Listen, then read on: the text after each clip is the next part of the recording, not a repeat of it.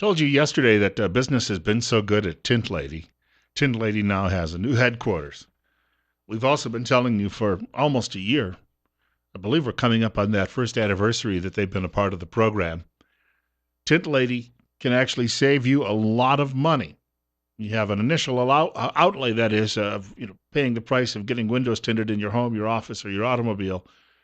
But when it gets to summertime and it's really hot, it's going to help keep things cooler inside, which means you're not going to be running that AC as much, and your bills for running it won't be as high. So in a very short time, you end up paying for the window tints. You get free estimates, too.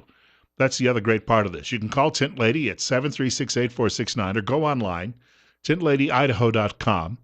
Now, this is a company that's been in business nearly a quarter century on the local level.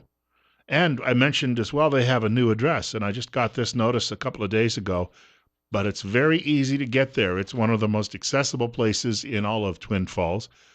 127 Filer Avenue, that's on the corner of Washington and Filer.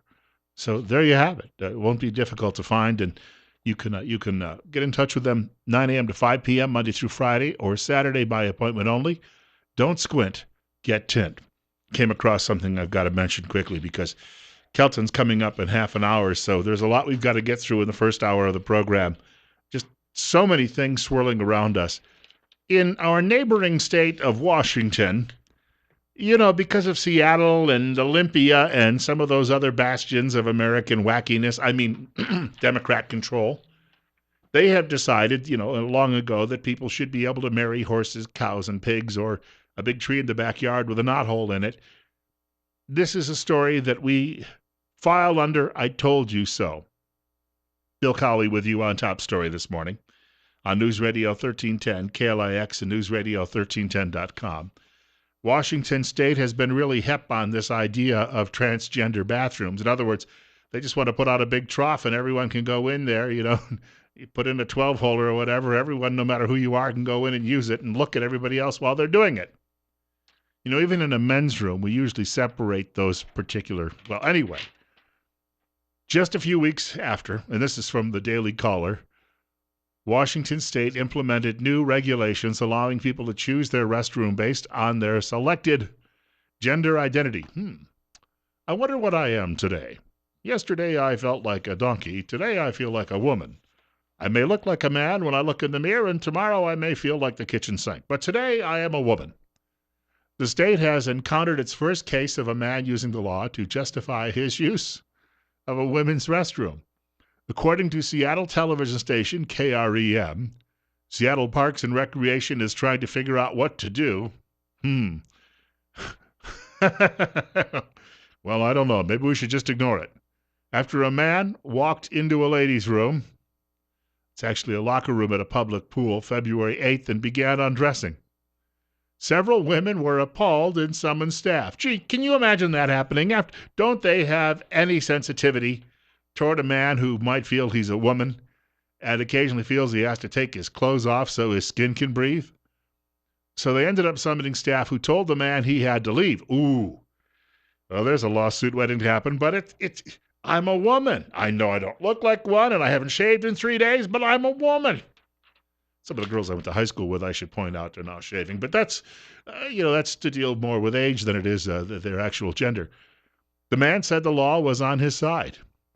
Quote, the law has changed and I have a right to be here, unquote, the man said.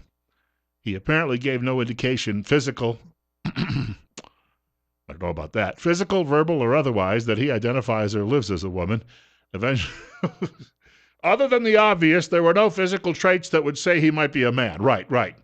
Eventually, he left only to return later when young girls were changing their clothes for a swim practice. All right. The police were never called, and the unknown man was never arrested. Talking about schools earlier, it never got a lot of attention, but if I recall, don't we now have a sweeping transgender policy here in Twin Falls? In other words, the folks who run the school system, not in any reflection of the community values, haven't they made the similar type of steps to move us in this direction that Washington State has? I brought it up on the air several months ago after reading just one of those stories that was buried deeply in the newspaper. But it basically says, if Johnny thinks he's Jenny the next day, that he's going to go use the ladies' room at the school. And I didn't hear much in the way of any public objections to that. So apparently you're all okay with it. That is until your own Jenny comes home pregnant and you discover it happened in the girls' locker room. At the end of 2015, Washington's Human Rights Commission implemented a new regulation that guarantees the right of people to choose bathrooms, locker rooms, and similar accommodations based on their gender identity rather than their physical sex. Is there a difference? Oh, come on. I am so sick to death of hearing these arguments from liberals that, today I woke up, there's a woman walking around Norway. There was a YouTube video about her a couple of weeks ago. She claims she's a cat. She literally has a costume she wears with a tail on it. She wears cat ears. She's painted whiskers on her face. And she goes around telling everybody that she self-identifies as a cat and wants to be treated as one. So I guess the next time she decides to crap in the park, she's just going to go over to the sandbox while your kids are there, squat, finish, and then cover it up with the sand until the kids go back to, whatever fun you're doing. Bill Colley with you on Top Story on News Radio 1310 KLIX. And then they say, oh, you traditionalists and conservatives, you're such mean-spirited people.